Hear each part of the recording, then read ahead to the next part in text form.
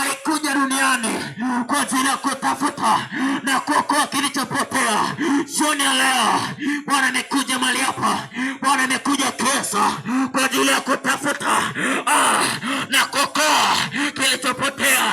Inawezekana umepoteza nyota, inawezekana umepoteza kibali, inawezekana umepoteza mvuto mbele za Mungu, inawezekana umepoteza kibali mbele za Mungu, inawezekana kila ukiongea na mtu anakudharau.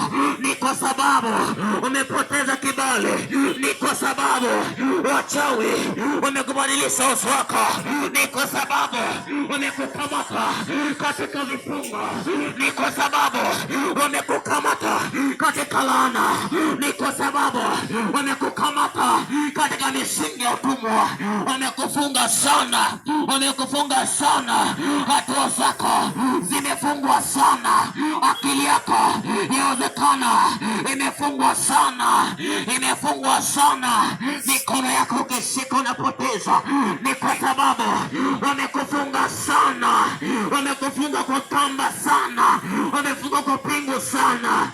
Ni kwa sababu ndani yako halipo neno, kwa sababu neno la Bwana ni moto, neno la Bwana likikaa ndani yako ni moto, ni moto. Shetani ambao atakija na mwembe zote na mwembe zote hawezi kukukamata. Haleluya, amen. Tena leo Bwana anakusudi na wewe, Bwana ana haja na wewe, Bwana ana usudi na wewe, Bwana anakuita, Baba anakuita jioni leo upokee msaada, msaada kutoka mbinguni. Bwana anasema kwamba nitainua macho yangu nitazame mlima, nitazame milima. Msaada wangu watoka wapi? Msaada wangu katika Bwana. Unaweza ukasema kwamba niangalie milima, milima nayo ni uumbaji wa Bwana. Msaada wako hautoki katika milima.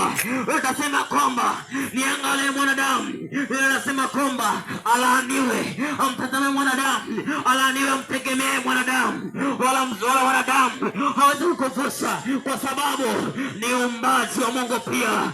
Utasema kwamba niangalie watu nao ni uumbaji, lakini Mungu anasema kwamba msaada wangu mimi, msaada wako wewe katika Bwana aliyeumba mbingu na nchi, aliyeumba mbingu na nchi. Kwa neno lake unakwenda, kwa neno lake unatembea, kwa neno lake unakuwa na uhai, kwa neno lake unakuwa na nguvu. Kijana mwenzangu, Bwana ameliweka neno ndani yako, Bwana ameliweka neno ndani yako, kwa sababu unayo nguvu, kwa sababu unayo